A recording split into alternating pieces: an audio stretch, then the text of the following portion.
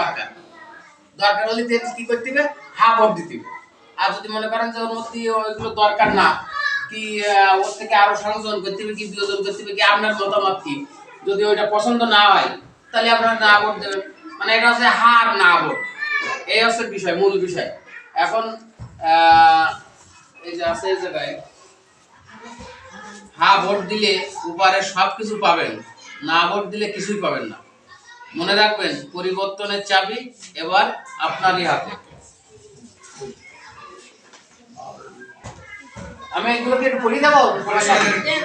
আচ্ছা, তত্ত্বাবধায়ক সরকার নির্বাচন কমিশন ও সরকারি কর্ম কমিশন পিএসসি। সরকারি কর্ম কমিশন মানে সরকারি চাকরিজীবী যারা এই যে 14 লক্ষ কর্মচারী আছে সব এই পিএসসি নির্বাচন এরা নিয়ন্ত্রণ করে সরকারি চাকরিগুলো। হ্যাঁ, পিএসসি গঠনে সরকারি দল ও বিরোধী দল একত্রে কাজ করবে। এগুলো সরকারি দল আর বিরোধী দল যদি একত্রে কাজ করে তাহলে একটু দুর্নীতি কম হয়। না শুধু যদি সরকারি দল একত্রে কাজ করে যায় তাহলে এখানে কি দুর্নীতি করা করতে পারে। আচ্ছা, 2 আছে সরকারি দল ইচ্ছে মতো সংবিধান সংশোধন করতে পারবে না। সংবিধানটা কি তা আপনারা হয়তো সবাই জানেন কম বেশি, তারপরেও একটু বলছি।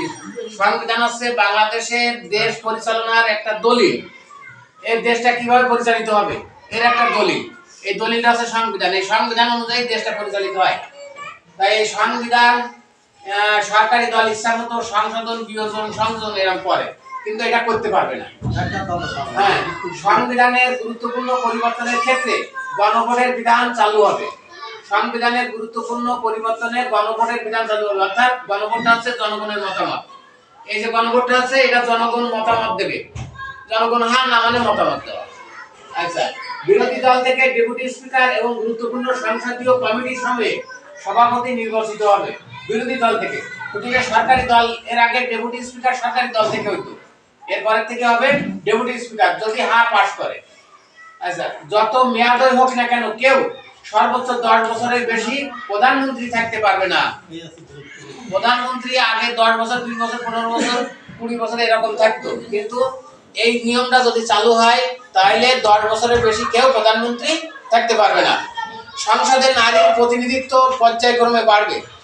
এখন নারীর প্রতিনিধিত্ব মানে নারীরা নেতৃত্ব দেয় না সংসদে, নারী এমপিরা আছে, জাতীয় সংসদে আইন প্রণেতা হিসাবে নারীরা আছে। এখন নারীরা যা আছে তার থেকে আরো বেশি করতে হবে, প্রতিনিধিত্ব পর্যায়ক্রমে প্রতি বছর বাড়াইতে হবে। আচ্ছা, ক্ষমতার ভারসাম্য প্রতিষ্ঠার জন্য পার্লামেন্টে একটি উচ্চকক্ষ গঠিত হবে। ক্ষমতার ভারসাম্য অর্থাৎ ক্ষমতাটা এমন কায়দায় সরকারি দল করে এর কোনো ভারসাম্য নেই, এর লাগাম টেনে ধরা যায় না। এর জন্য একটা উচ্চ কক্ষ গঠন করা হবে। এই উচ্চ কক্ষে থাকবে সরকারি দল এবং বিরোধী দলের লোক থাকবে, তারাই থেকে যেটা সিদ্ধান্ত করবে সেটা সেই উচ্চ কক্ষে। সেইভাবে সরকারি দল কিন্তু স্বেচ্ছাচারিতা করতে পারবে না, ওইটা থাকলে দেশের বিচার ব্যবস্থা স্বাধীনভাবে কাজ করবে। আচ্ছা, আপনার মৌলিক অধিকারের সংখ্যা যেমন ইন্টারনেট সেবা কখনো বন্ধ করা যাবে না, বরং বাড়বে। দণ্ডপ্রাপ্ত অপরাধীকে রাষ্ট্রপতি ইচ্ছামতো ক্ষমা করতে পারবেন না। যারা দণ্ডপ্রাপ্ত আসামি যাদের মৃত্যুদণ্ড হয় রাষ্ট্রপতির কাছে ক্ষমা চাইলে রাষ্ট্রপতি কিন্তু স্বেচ্ছায় ক্ষমা করে দিতে পারে, যদি সেটা অন্যায়ভাবে কারো হয়তো সাজা হয়ে যেতে পারে। এবার রাষ্ট্রপতি কিন্তু সেটা ক্ষমা করতে পারে, কিন্তু এবারে বিরোধী দল এটা পাশ হলে কিন্তু দণ্ডপ্রাপ্ত অপরাধীকে রাষ্ট্রপতি ইচ্ছামতো ক্ষমা করতে পারবে না, তার কিন্তু আইনসম্মতভাবে করতে হবে। আচ্ছা, রাষ্ট্রপতি ও প্রধানমন্ত্রীর ক্ষমতার মধ্যে ভারসাম্য থাকবে। আমাদের বর্তমান বাংলাদেশের যে রাষ্ট্রপতি আছে তার কিন্তু সে একটা পুতুলের মতন বসে থাকে, সব কাজ করে কিন্তু প্রধানমন্ত্রীর নির্দেশে কিন্তু রাষ্ট্রপতি চলে। কিন্তু এইটা যদি হয় হ্যাঁ ভোট যদি জেতে তাহলে রাষ্ট্রপতি এবং প্রধানমন্ত্রীর মধ্যে ক্ষমতার একটা ভারসাম্য থাকবে, রাষ্ট্রপতির কাছেও কিছু ক্ষমতা থাকবে, শুধু যে একা প্রধানমন্ত্রী করে যাবে তা পারবে না। এটা আরো বিস্তারিত জানতে ভিজিট করুন। এই যে একটা দেওয়া আছে ঠিকানা, এই ঠিকানায় ভিজিট করলে কম্পিউটারে আরো অনেক কিছু আছে। শুধু এই কটা হচ্ছে প্রথম সারিতে দেওয়া আছে, আরো অনেক কিছু আছে। কত পয়েন্ট মোট 48টি। এই কটা পয়েন্ট এ বাদে 48টি পয়েন্ট আছে। এই পয়েন্টগুলো দেওয়া নেই, আপনারা ওই জায়গায় আমাদের কাছেও নেই, ওই জায়গায় ইয়ে করে আপনারা দেখতে পাবেন, ওইটা মোবাইলে দেখতে পাবেন। যাই হোক, এর পক্ষে যদি আপনাদের মত থাকে তাহলে আপনারা হ্যাঁ ভোট দেবেন, আর মত না থাকলে না ভোট দেবেন।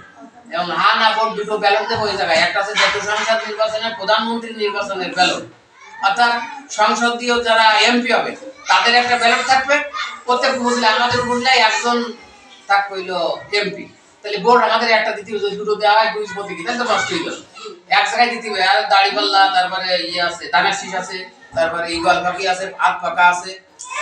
তো কয়নি সংসদ সভাপতি বেশি কথা বলছেন উনি বলেছে এটা আমার প্রতি সংসদ সভাপতি তো আরেকজন ব্যাখ্যা তো মানে আরেকজন বলছিল তো না না না আচ্ছা, তাই যাক মোটামুটি তাইলে না ওটার সাথে তারা সম্পৃক্ত। দুটো ব্যালট দেওয়া হয়েছে বুঝলেন না? ব্যাখ্যা তো আরেকজন কথা বলছিল দুটো ব্যালট, ওই ব্যালটের ও তাই একজন ব্যাখ্যা করে দেয় আমরা বলি যে সরকারি কর্মকর্তা কর্মচারী বলি যে যাক মোটামুটি আপনাদের পছন্দ মতো যে জায়গায় ভোট দেবেন, হ্যাঁ না হইলো এই সিস্টেম আছে, এরপরে বিস্তারিত আর কিন্তু আমাদের একটা আপনাদের বুঝায় বলবেন। হ্যাঁ